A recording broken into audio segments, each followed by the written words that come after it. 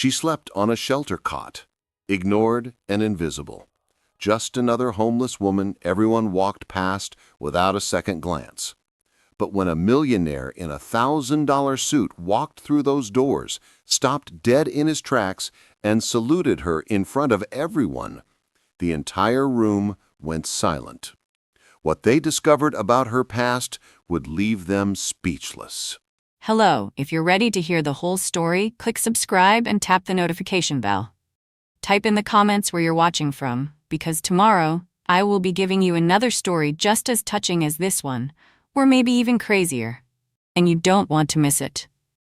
Now let's begin. The shelter went completely silent. Every fork stopped midair.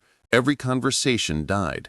Every head turned toward the entrance of St. Mary's Community Shelter as a black SUV pulled up outside, and a man in an expensive suit stepped through the doors. But we're getting ahead of ourselves. To understand what happened that night, you need to know about the woman sitting in the corner, the one everyone ignored. Her name was Bridget Caldwell, and for the past 8 months, she'd been living in this shelter with her 6-year-old daughter, Ivy. Every evening, same corner table, same worn backpack containing everything they owned, same broken crayons Ivy used to draw pictures of houses they'd never live in. The volunteers served Bridget with pitying smiles, but never asked questions. Other families kept their distance. When Bridget limped to the bathroom, teenagers outside mocked her through the window. A businessman walking past that morning had seen her and quickly looked away, as if her poverty might be contagious. She was invisible, a ghost. Just another homeless woman everyone had learned to look through. But there was something about Bridget that didn't add up. The way she moved, despite the limp, calculated, aware, trained. The faded scar running along her forearm, the way her eyes constantly scanned every room like she was assessing threats, and sometimes, late at night, Ivy would wake up to her mother sitting bolt upright, drenched in sweat, staring at nothing. Where did those scars come from? What was Bridget running from? Or worse, what was she trying to forget? That evening, as Ivy colored quietly beside her, the little girl looked up and asked the question that broke her mother's heart every single time. "Mommy, why don't people like us?" Bridget held her daughter tight and said nothing, because how could she explain that the same people ignoring her now, some of them were only alive because of what she'd done? She'd saved 17 lives once. Now, she couldn't save herself. But everything was about to change, because at that exact moment, the black SUV pulled up outside, and the man who stepped out was looking for her. The door opened and he walked in. Dominic Ashford, tall, confident, wearing a suit that probably cost more than most people in that shelter made in 3 months. The kind of man who commanded attention the moment he entered a room. The shelter director rushed over, practically stumbling over her words. "Mr. Ashford, thank you so much for your generous donation. We really appreciate—" But Dominic barely acknowledged her. His eyes were already moving, scanning the room with an intensity that made people uncomfortable. Table by table, face by face, searching. The residents noticed him immediately. Whispers rippled through the room. Some straightened up in their chairs, hoping to catch his attention. Maybe he was here to offer jobs. Maybe he was doing some kind of charity giveaway. A few people smiled at him, trying to look worthy of his help. But Dominic wasn't interested in any of them. His eyes kept moving, methodical, determined, like he was on a mission and nothing else mattered. The shelter director tried again to get his attention, but he held up one hand, silencing her without even looking. And then he stopped. His entire body went still. His eyes locked onto the corner of the room where Bridget sat with Ivy, her daughter's head resting against her shoulder. Something shifted in Dominic's expression. The businessman facade cracked. His jaw tightened. His eyes glistened. And for just a moment, he looked like he might break down right there. The room sensed the change. Conversations faded to whispers. People turned to see what or who had captured the millionaire's attention. Bridget felt the eyes on her before she saw him. She looked up slowly, confused, defensive. Her arm instinctively moved to shield Ivy, because when you're homeless, when a wealthy man stares at you like that, it never means anything good. But then their eyes met, and Bridget's face went pale. Her breath caught in her throat. Her hand flew to her mouth because she recognized him. Older now, successful, alive, but she recognized him. "No," she whispered. "It can't be." Dominic started walking, straight toward her. His footsteps echoed in the now silent room. Heavy, purposeful, every eye in the shelter followed him. Volunteers froze with serving spoons in mid-air. Residents leaned forward. Even the children stopped playing. What was happening? Bridget's hands started trembling. Ivy peeked out from behind her mother, wide-eyed and scared. Other residents exchanged confused glances. Why was this rich man walking toward the homeless woman in the corner? Was she in trouble? Did he owe her money? Dominic reached her cable and stopped. For a long moment, neither of them spoke. The entire shelter held its breath. And then Dominic Ashford did something no one expected. He stood at perfect attention, straightened his back, and raised his right hand in a crisp, unmistakable military salute. The shelter gasped. The entire room froze. Forks clattered onto plates. A volunteer dropped a serving spoon. Someone's chair scraped backward as they stood to get a better view. Because what they were witnessing made absolutely no sense. A millionaire in a $1,000 suit, saluting a homeless woman. Dominic held the salute, unwavering, his hands steady, his posture perfect, his eyes locked on Bridget with a respect so profound it was almost painful to watch. Tears spilled down Bridget's weathered cheeks. Her hand covered her mouth, trembling. She shook her head slowly as if she couldn't believe what she was seeing, as if this moment couldn't possibly be real. "Lieutenant Ashford?" Her voice cracked, barely more than a whisper. Ivy stared up at the strange man saluting her mother, confused and frightened. She'd never seen anyone look at her mommy like that, like she mattered, like she was important. "You don't have to do that," Bridget said softly, her voice breaking. "Not anymore. Not for me." But Dominic didn't lower his hand. His own eyes were glistening now. "Ma'am, after everything you did, this is the least I can do." The shelter erupted in whispers. Why is he saluting her? Is she military? That's the homeless lady with the kid. I don't understand. The shelter director stood frozen, her mouth open, completely lost. Volunteers exchanged bewildered glances. Other residents craned their necks, desperate to understand what was happening. Because the woman they'd been ignoring for 8 months, the woman they'd pitied and avoided and sometimes even mocked, was being honored like royalty. Finally, after what felt like an eternity, Dominic lowered his salute. But he didn't sit down. He didn't walk away. Instead, he turned to face the entire room, his voice steady and commanding. "I need all of you to know who this woman is." The room leaned in, silent, waiting. Bridget shook her head, tears streaming. "Dominic, please, don't." But he looked at her with such gratitude, such reverence, that she fell silent. "No, Sergeant," he said firmly. "They need to hear this. The world needs to know." He turned back to the crowd, and when he spoke, his voice carried the weight of someone sharing a truth that had been buried far too long. "This woman saved my life." The room went deathly quiet. Someone in the back whispered, "What?" A volunteer's hand flew to her chest. And Dominic continued, his voice beginning to crack with emotion he could barely contain. "September 14th, 2011, Fallujah." September 14th, 2011. Fallujah. Dominic's voice echoed through the silent shelter. Every person in that room was hanging on his every word. I was a lieutenant, fresh out of training, 23 years old, and thought I knew everything. He paused, his jaw tightening. Our convoy was moving through the city when we hit an IED. The explosion flipped our lead vehicle.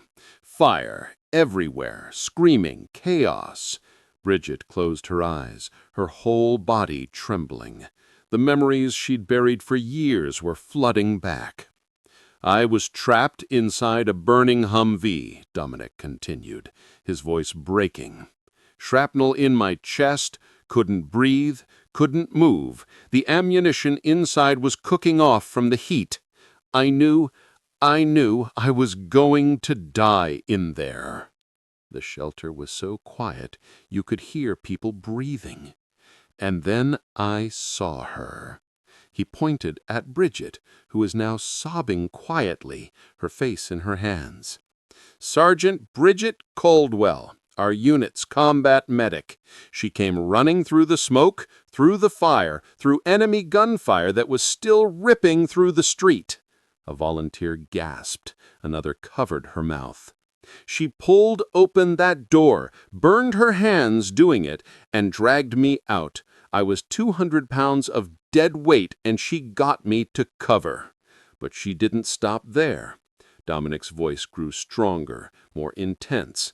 She ran back, into the fire, into the bullets, because there were more men trapped inside. "Oh, my God," someone whispered. She went back 3 times into that burning wreck while rounds were hitting all around her. She pulled out Private Chen, then Corporal Davis, then Specialist Rodriguez, all of them wounded. All of them would have died. Bridget was shaking her head, tears streaming down her face. I just did my job. Your job? Dominic's voice rose. Your job was to provide medical support, not to run into an active kill zone 3 times, not to perform field surgery on me with a collapsing lung while bullets were still flying overhead. The room was stunned. Residents who had avoided Bridget for months stared at her in disbelief. She held my chest together with her bare hands, Dominic said, his voice raw. Talked to me the whole time. Told me I was going to make it. Told me I was going to go home. And when I said I couldn't feel my legs, she said, "You're going to dance at your wedding, Lieutenant. I promise." He paused, wiping his eyes. I kept that promise. I danced at my wedding 4 years later. A volunteer started crying. Another resident stood up, mouth open in shock. 17 men survived that day because of her. 17 of us got to go home to our families, got to live our lives, build careers, have children, all because this woman refused to leave us behind. He turned to look at Bridget, his eyes red. She received the Silver Star for valor, one of the highest military honors this country can give. The citation called her actions extraordinary heroism under fire. But you know what I call it? The room waited. I call it a miracle, because without her, I wouldn't be standing here. None of us would. The shelter exploded in shocked whispers. People turned to each other, disbelief written on every face. That's her? The homeless woman? I walked past her every day. Oh, my God! I ignored her. The shelter director's face had gone pale. The volunteer, who sometimes forgot to refill Bridget's coffee, was crying openly now. A teenage boy who had mocked her through the window just last week looked sick. Dominic raised his voice over the commotion. This woman is a decorated war hero, a Silver Star recipient, someone who put her life on the line so that 17 families didn't have to bury their sons. And for the last 8 months, his voice hardened, She's been sleeping on a cot in this shelter while people walked past her like she was nothing." The weight of his words crushed the room into silence. Bridget's shoulders shook as she cried. Ivy wrapped her small arms around her mommy, not understanding everything, but knowing her mommy was hurting. A young man in the back of the shelter suddenly stood up. He was wearing an old army jacket. With trembling hands, he raised his own salute toward Bridget. Then another person stood, and another. "Ma'am," the young veteran said, his voice choked with emotion, "thank you for your service. Before you go any further, I need you to do something. Hit that subscribe button and turn on notifications. Stories like this need to be heard. Share this video, because somewhere right now, there's another hero being ignored, and they deserve better. Now let's continue, because you need to hear what happens next." An older woman near the front raised her hand hesitantly, her voice shaking. "But I don't understand. How did someone like her end up—" She couldn't finish the sentence, couldn't bring herself to say the word homeless while looking at a Silver Star recipient. Dominic glanced at Bridget, asking silent permission. She nodded slowly, wiping her tears, knowing the truth needed to come out. "After Fallujah," Dominic began, his voice softer now, "Sergeant Caldwell served 2 more years, saved countless more lives. Then she came home, got married to another soldier, Sergeant Thomas Caldwell. They had Ivy." He looked at the little girl clinging to her mother. "For a while things were good. Thomas was deployed, but they made it work. Bridget tried to transition to civilian life, tried to be normal, but the nightmares wouldn't stop." Bridget's hands gripped Ivy tighter. "PTSD," Dominic continued. "Every loud noise was an explosion. Every crowd was a threat. She couldn't hold down a job because her mind was still in Fallujah, still hearing the screaming, still seeing the fire." The shelter had gone quiet again, but this time it was a different kind of silence. This was the silence of people realizing they judged someone without knowing their story. Then, in 2013, Thomas was killed in action, Afghanistan. Several people gasped. A woman in the corner started crying. Bridget was left alone with a 2-year-old daughter and a Purple Heart she couldn't afford to frame. The military benefits helped for a while, but the medical bills from her own injuries started piling up. The therapy she needed for PTSD wasn't fully covered, and every job she tried to keep— He paused, shaking his head. The panic attacks would hit at the worst times. She'd be at work and suddenly she'd be back in that burning vehicle, smelling the smoke, hearing the screaming. She got fired 3 times, not because she wasn't capable, but because her mind wouldn't let her forget what she'd seen. Bridget's voice came out hoarse and broken. I tried so hard." "I know you did," Dominic said gently. He turned back to the room. She burned through her savings trying to pay for Ivy's daycare so she could work. Then the medical bills crushed her. The debt collectors started calling. The eviction notices started coming. And she had a choice to make: pay rent or feed her daughter. Someone sobbed. She chose Ivy every single time. She went to food banks, sold everything she owned, moved into cheaper and cheaper places until there were no cheaper places left. And when the last eviction notice came, Dominic's voice cracked. She packed everything into a backpack, took Ivy's hand, and walked to this shelter. That was 8 months ago. The shelter director covered her face, crying. The volunteers were openly weeping now. Even some of the male residents had tears in their eyes. "She's been here this whole time," Dominic said, his voice thick with emotion. "Sleeping on a cot, eating donated food, watching her daughter color with broken crayons. And not once, not one single time did she complain. Not once did she tell anyone who she really was." He looked at Bridget with profound respect. Because that's what real heroes do. They don't demand recognition. They just keep going, keep surviving. keep protecting the people they love. Dominic's voice dropped to barely above a whisper, but in the silent room, everyone heard him. I've spent the last 8 months trying to find her. I built a tech company after I left the military, made millions, got everything I ever wanted, but I couldn't stop thinking about the woman who gave me the chance to have any of it. He pulled out his phone, his hands shaking slightly. I hired private investigators, searched military databases, called every VA hospital, posted on veteran forums, because I owed her everything, and I had no way to repair. Tears ran down his face now.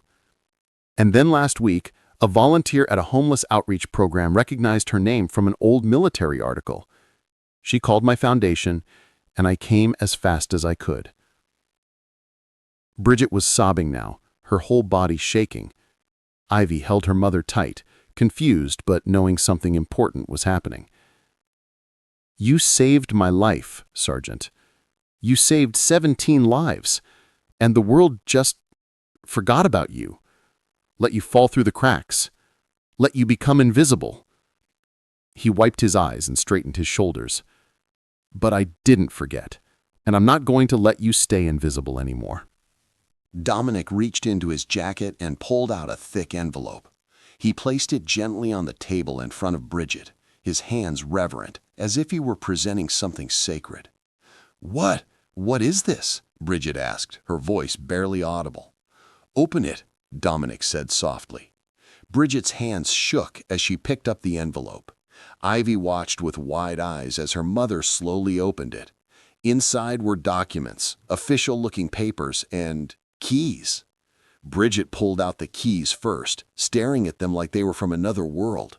"Those are the keys to a 3-bedroom house," Dominic said, his voice steady now, filled with purpose. "Fully paid off, no mortgage, no rent. It's in a good neighborhood with an excellent school for Ivy. There's a yard, a real yard where she can play." Bridget's hands flew to her mouth, the keys pressed against her lips as she sobbed. "The second document is a job offer," Dominic continued. "A position at my company as a crisis counselor for veteran families. You understand what they're going through better than anyone. The salary is $75,000 a year to start. Full benefits, health care for both of you, medical, dental, vision, and unlimited mental health support." The shelter was completely silent except for the sound of people crying.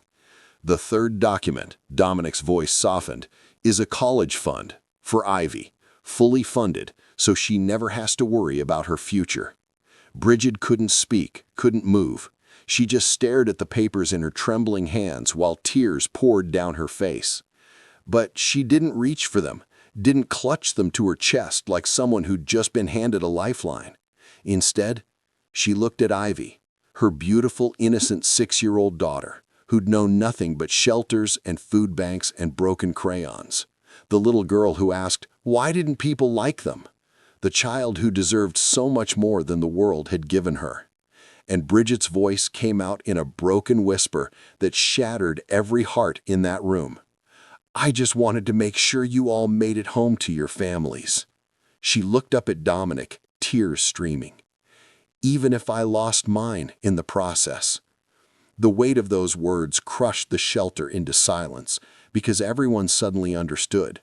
She'd given everything for those 17 men.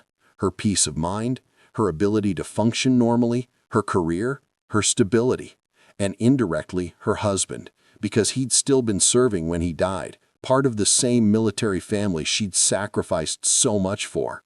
She'd saved 17 families from burying their sons, and lost everything trying to survive afterward.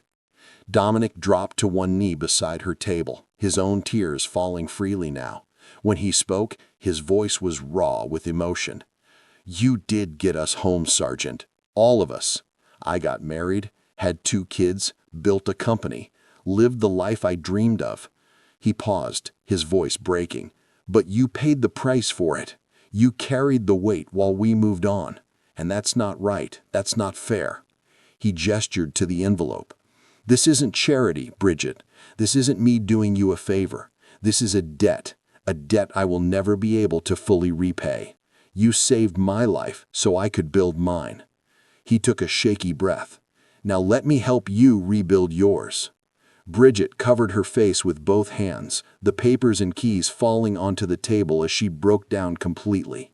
13 years of pain, trauma, loss, and struggle poured out of her in gut-wrenching sobs. Ivy started crying too, not fully understanding but feeling her mother's pain. She wrapped her small arms around Bridget's neck. "Mommy, don't cry. Please don't cry." Bridget pulled her daughter close, holding her like she was the only thing keeping her anchored to the earth. "These are happy tears, baby. Happy tears," she managed to say through her sobs. Dominic stayed kneeling beside them, his hand gently on the table, giving them space but staying present. His own face was wet with tears. "You don't have to decide right now," he said softly. "Take your time, but know this: you're not alone anymore. You never have to be alone again." Bridget finally looked at him, really looked at him, and saw the young lieutenant she'd pulled from that burning vehicle. The terrified kid who thought he was going to die. The man who was alive because she refused to leave him behind. "You really danced at your wedding?" she asked, her voice small. Dominic laughed through his tears. "First dance to Wonderful Tonight. My wife cried. I cried. Everyone cried. And the whole time I was thinking about the promise you made me in Fallujah." He smiled, his eyes red but full of light. "You kept your promise, Sergeant. Now let me keep mine." Bridget reached for the papers with shaking hands, the keys, the job offer, the college fund. Physical proof that her nightmare was ending, that she and Ivy would have a home, a future, a life. She looked at her daughter, whose big eyes were filled with hope and confusion and love. "Baby," Bridget whispered, "we're going home." The shelter erupted. It started with one person clapping, then another, then another. Within seconds, the entire room was on its feet, applauding, crying, cheering. The sound was deafening, overwhelming, beautiful. Volunteers rushed forward, tears streaming down their faces. The shelter director approached Bridget's table, her own face soaked with tears. "I'm so sorry," she choked out. "We never knew. We never saw you. We treated you like... She couldn't finish. The shame was too heavy. Bridget reached out and took her hand gently. "It's okay," she said softly. "Most heroes go unseen. That's just how it is." But the shelter director shook her head fiercely. "It's not okay. You deserved better. You deserved so much better." Other volunteers crowded around, apologizing, some of them unable to even speak through their sobs. The woman who sometimes forgot to refill Bridget's coffee was openly weeping. "I walked past you every day, every single day, and I never asked."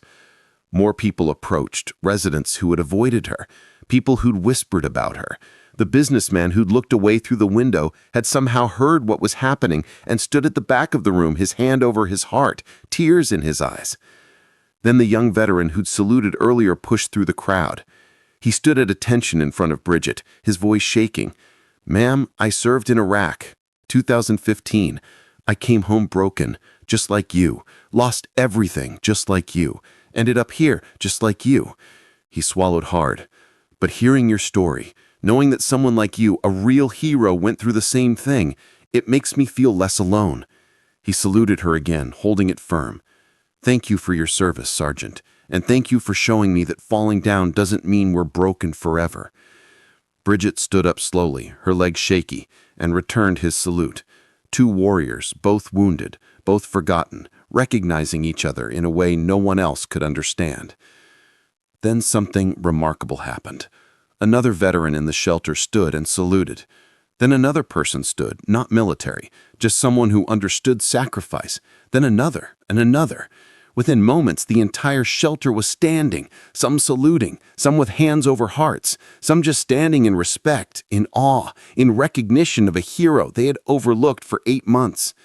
The applause grew louder. Someone started chanting, "Sergeant Caldwell, Sergeant Caldwell." Others joined in. The sound echoed through the shelter, through the walls, out into the street where passers-by stopped and wondered what was happening inside. Bridget stood there, holding Ivy's hand, surrounded by the same people who'd ignored her, pitied her, avoided her. But they weren't looking through her anymore. They were finally seeing her, really seeing her. Dominic stood beside her, his hand on her shoulder, his face filled with pride and relief. He leaned close so she could hear him over the noise. "This is just the beginning, Sergeant. The beginning of your new life." Bridget looked down at Ivy, whose little face was glowing with something she'd never seen before. Pride. Her daughter was looking at her with pride. "Mommy," she said in a voice filled with wonder, "are you really a hero?" Bridget knelt down, pulled her daughter close, and whispered in her ear, "I just did what I had to do, baby, to make sure good people could go home to their families." Ivy hugged her tight. "Mommy, you're my hero." And that's when Bridget finally let herself believe it.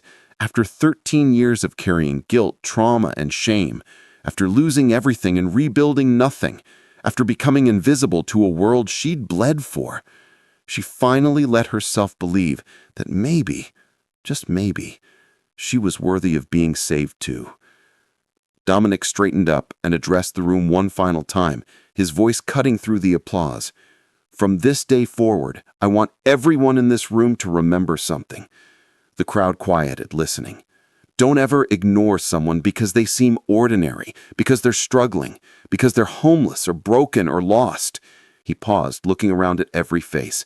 Some of the greatest warriors this country has ever known look just like her. They're in shelters, they're on street corners, they're working minimum wage jobs and fighting demons no one can see. His voice grew stronger. "So look closer. Ask questions. Show kindness. Because the person you're ignoring today might be the hero who saved lives yesterday."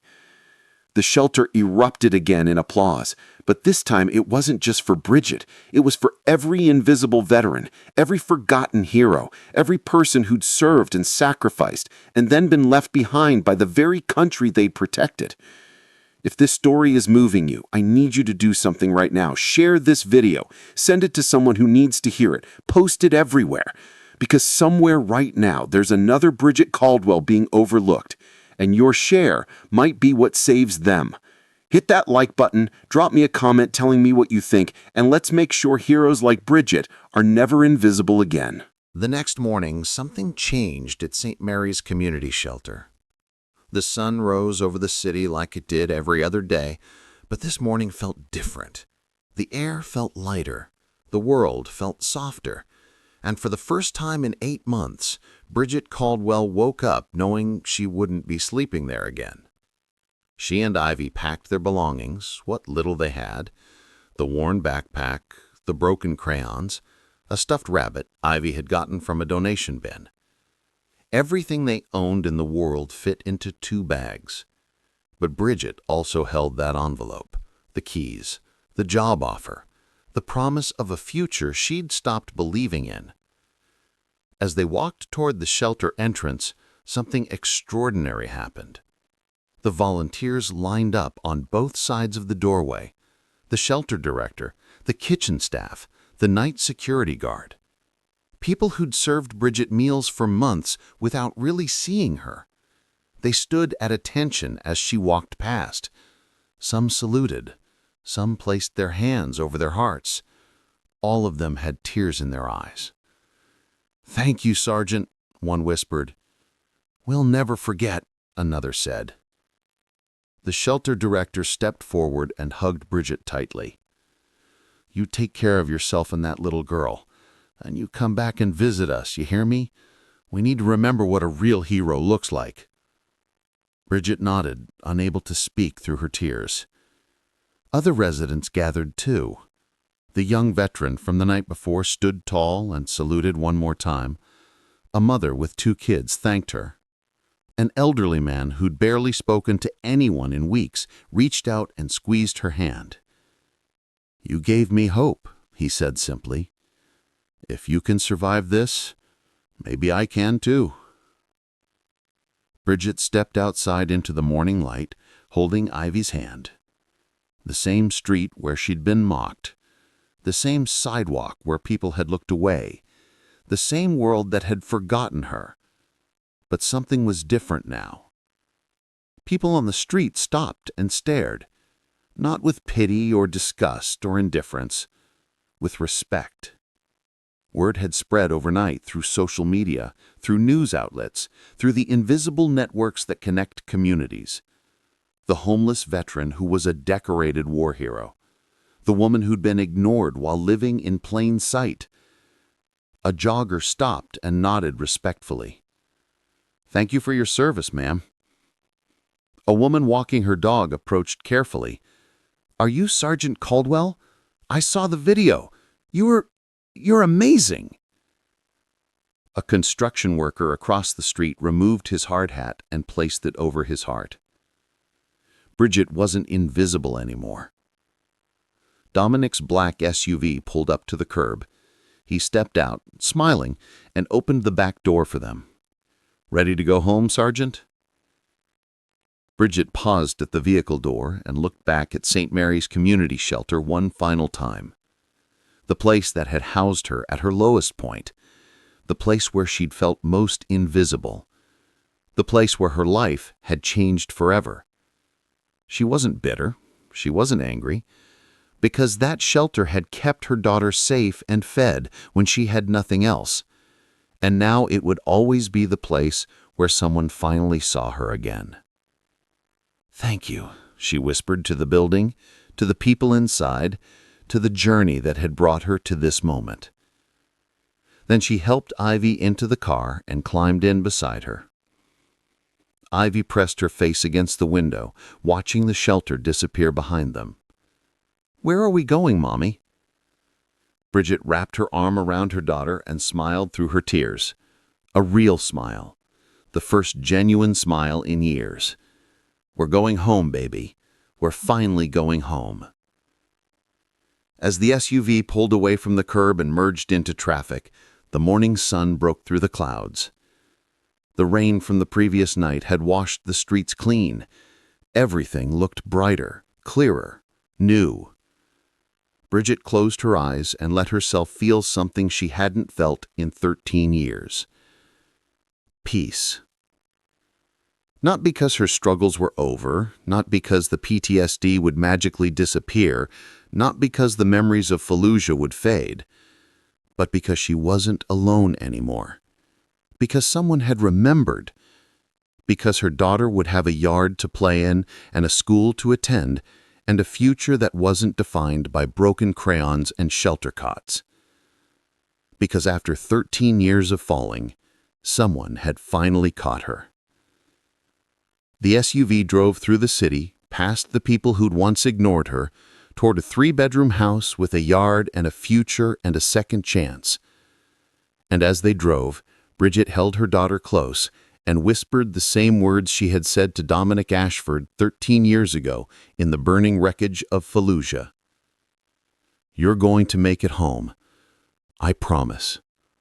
This time, she was making that promise to herself. Sometimes the bravest among us are fighting battles no one sees. They're not on magazine covers. They're not getting awards at fancy ceremonies. They're standing in food bank lines, sleeping in shelters, working 2 jobs just to keep their heads above water. Never judge someone's worth by their circumstances. Never assume you know someone's story by looking at their clothes, their address, or the hand life has dealt them. Because true heroes don't always wear uniforms or live in mansions. They don't always have it together. Sometimes they're struggling, sometimes they're broken, sometimes they're barely surviving. They're sitting alone in diners, sleeping on shelter cots, standing on street corners, just trying to make it through another day, waiting for the moment the world remembers who they really are. Bridget Caldwell spent 8 months invisible. 8 months ignored by the same society she'd bled for. But her story didn't end in that shelter. It transformed there. Today, Bridget works as a crisis counselor for veteran families at Dominic's Foundation. She helps other veterans navigate the same darkness she survived. She saved lives in Fallujah, and she's saving lives now, one struggling veteran at a time. Ivy just started 3rd grade in their new neighborhood. She has friends, she has her own bedroom, she has a yard where she draws with chalk instead of broken crayons. And every night, she tells people her mommy is a hero. Dominic's foundation has now helped over 200 homeless veterans find housing, employment, and hope. Because one act of recognition sparked a movement. One moment of seeing someone truly changed everything. Look closer at the people around you. The quiet ones, the struggling ones, the ones everyone else walks past. Ask their story. Show them kindness. See them. Because you never know who's sitting next to you. You never know what they've sacrificed, what battles they've fought, what demons they're facing. That homeless person on the corner might have saved lives. That struggling single parent might have changed the world. That forgotten elderly person might have done things you can't even imagine. Don't wait for someone else to notice. Don't assume someone else will help. Be the person who sees them. Be the Dominic Ashford in someone's story. Because true heroes walk among us quietly, humbly, invisibly, waiting for someone to remember who they really are. If this story moved you, don't just watch and forget. Do something. Share this video right now. Send it to someone who needs to hear it. Post it everywhere. Leave a comment telling me what you think. I read every single one. Hit that subscribe button and turn on notifications because I'm bringing you more stories like this. Real stories, stories that matter, stories about people the world forgot but shouldn't have. And if you know a veteran who's struggling, reach out. Check on them. Let them know they're not invisible. Your message, your call, your kindness might be the thing that saves their life. Don't let another hero fall through the cracks. See them, hear them, remember them. Because they gave everything for us. The least we can do is give them our attention. Thank you for watching. Now go share this story. Someone out there needs to hear it today. Thank you for watching this story to the end. If you loved this story, you will definitely love the next one. It's more intriguing than you can ever imagine. So go ahead and watch it now. Click on the image on your screen right away to watch the next one.